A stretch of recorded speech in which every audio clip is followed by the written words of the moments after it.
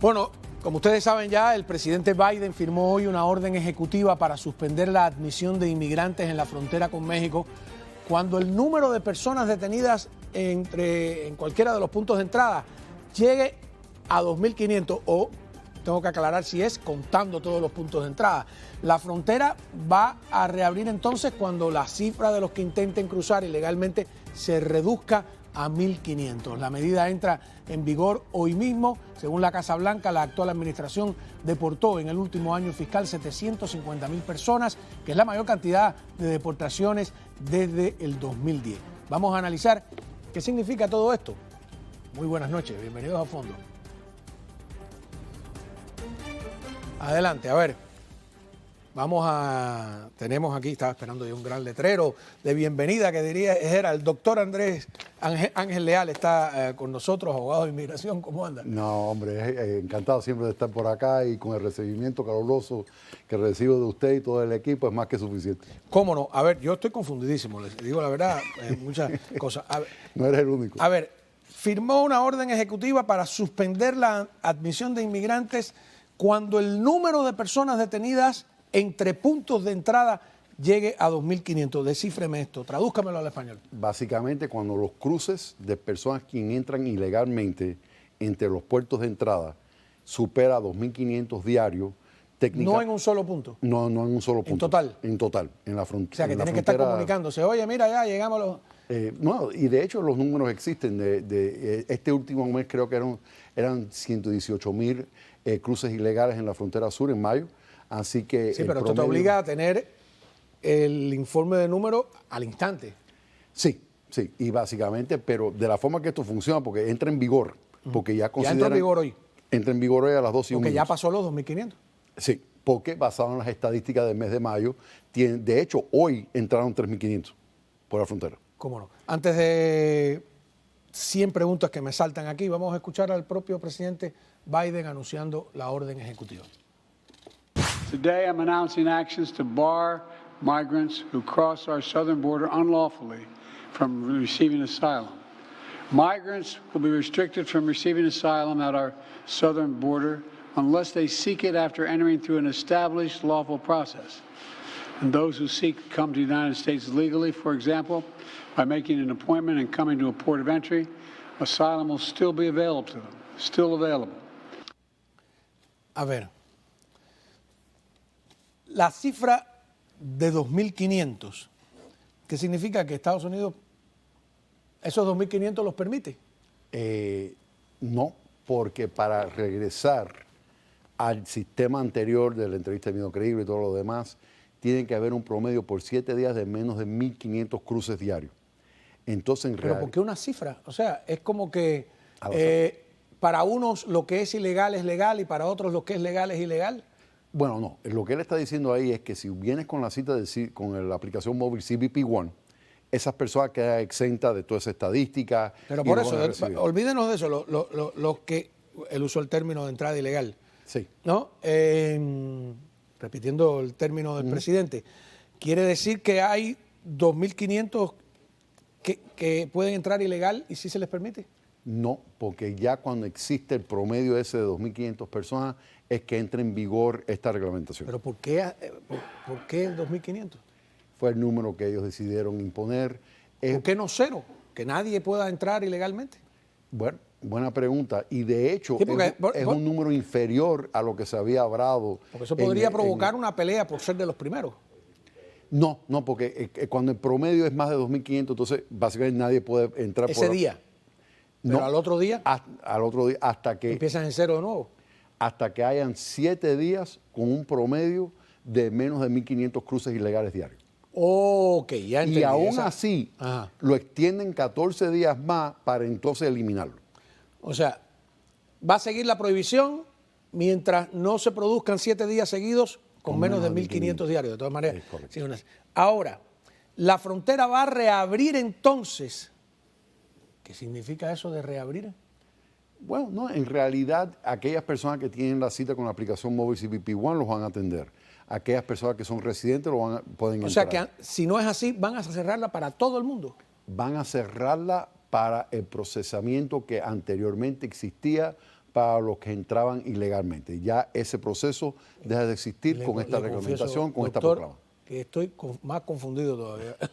Básicamente, O sea, ¿cerró o no cerró la frontera hoy? cerró la frontera para aquellas personas quien intenten cruzar o cruzan ilegalmente entre los puertos de entrada. El que se presenta legalmente porque tiene visa, porque tiene residencia, ese no tiene ningún problema. El que tiene su cita con CBP One, ese no tiene ningún problema.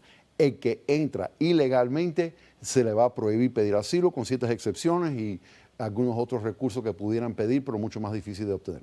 ¿Cuál es la diferencia entre entrar ilegalmente y no?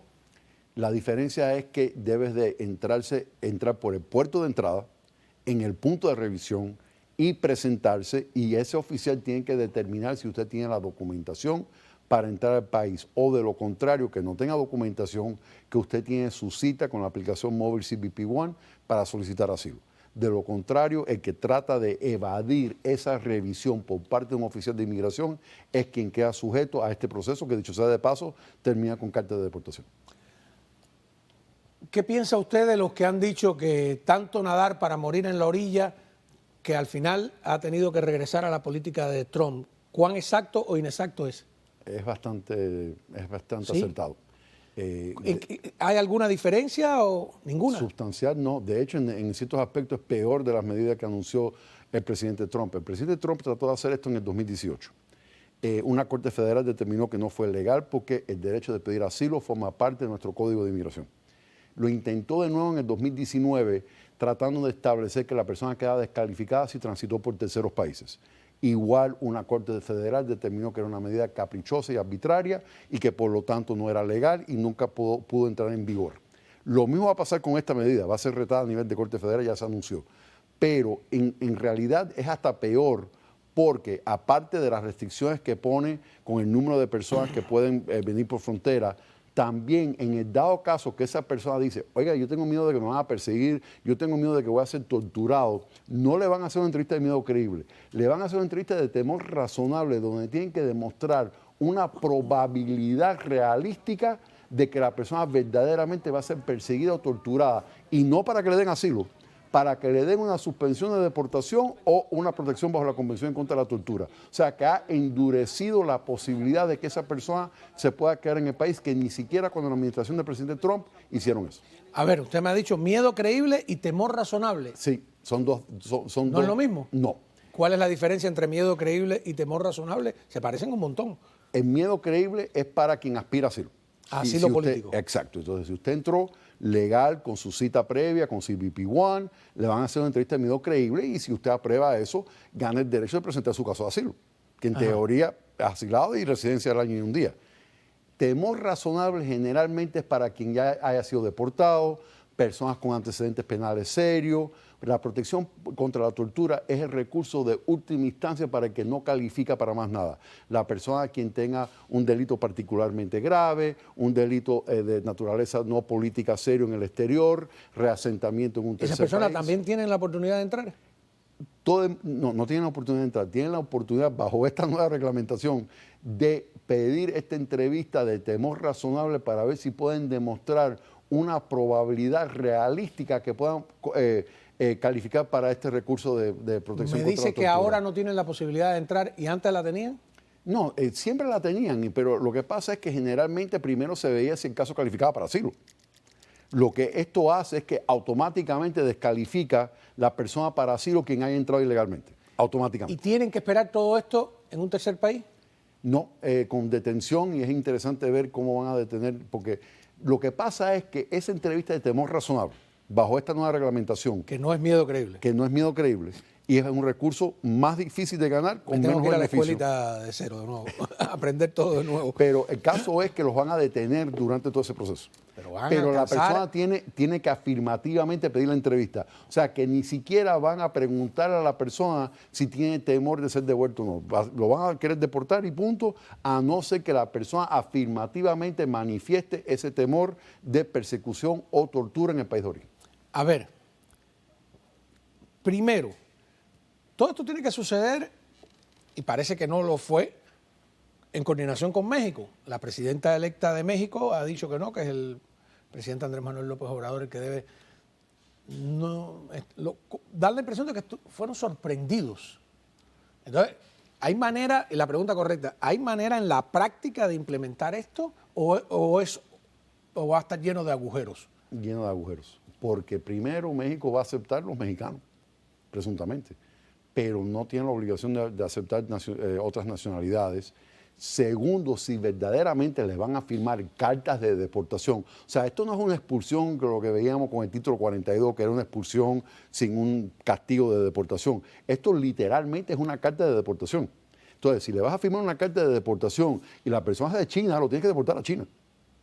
O sea, ¿por qué México tiene... Eso es lo que dice la ley. Cuando tú deportas a alguien de una nacionalidad, tienes que deportarlo al país de lo cual tiene la nacionalidad. A no ser que el país de origen no lo quiera aceptar, como ha pasado como el con los caso cubanos Cuba. varias veces. Y esas son las personas que están con orden de supervisión. Pero los cubanos, los vuelos de deportaciones continúan.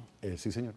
Ajá. Sí, señor. ¿Y ha tenido clientes que le han llegado en esas circunstancias? ¿Tiene alguno que ha terminado en Cuba? Afortunadamente no, pero sí tengo clientes que se tienen que reportar a Miramar, que es Inmigración y Control de Aduanas, que es ICE, y sí, puedes ir y ese día no regresar a la casa. Con una orden final de deportación, esa posibilidad existe. ¿Cuánto tiempo puedes andar aquí con una orden final de deportación de los últimos tiempos? Porque sabemos que hay como 30.000 viejos. Sí. Yo diría que los que corren más peligro son los que entraron ilegalmente después del 12 de enero de 2017. Por supuesto, estoy hablando de personas que ya tienen orden final de deportación. Muchísimos de esos casos, al menos en el caso nuestro, tratamos de reabrir esos casos, presentamos mociones, presentamos paros administrativos de la deportación, tratamos de demostrar que debe de ser un caso no prioritario para que sea la persona deportada. En el caso de Cuba, en el caso que detengan a la persona, tienen 90 días para determinar si lo van a querer deportar de verdad, 180 días para deportar a la persona, pero no lo pueden detener indefinidamente para una deportación que tal vez no va a tomar lugar. A ver, entonces, repasando las respuestas, ¿no? Sí. Me dice usted que ahora le van a dar una orden de deportación inmediatamente. Casi inmediatamente, si no piden esa entrevista de temor razonable. Que no solo es igual a la posición anterior de la política de Trump, sino más dura todavía. En ese sentido, sí. Bien, hay gente que se está quejando de que lo ha hecho por razones electorales. Yo digo que menos mal, ¿no? Que la democracia funciona y que el pueblo puede presionar a los gobernantes a hacer lo que no quieren. Sí. Pero de todas maneras le hago la pregunta, ¿no? ¿Es esto una respuesta a que las encuestas están diciendo que inmigración cada vez ocupa un lugar más alto en las preocupaciones? Indiscutiblemente, y más sobre todo sabiendo que 2 intentos anteriores del presidente Trump de hacer algo muy parecido a esto, una corte federal del 9º Circuito Federal de Apelación determinó que era ilegal porque hay un conflicto con el Código de Inmigración. Última pregunta, ¿ustedes los abogados se han quedado con margen para maniobrar y defender a un cliente o se le ha cerrado el margen? Es muy difícil si le llegaran a firmar una carta de deportación, aunque no lo logren a deportar porque técnicamente el país de origen no lo quiere aceptar, pero reabrir un caso de una deportación administrativa es casi imposible. Wow.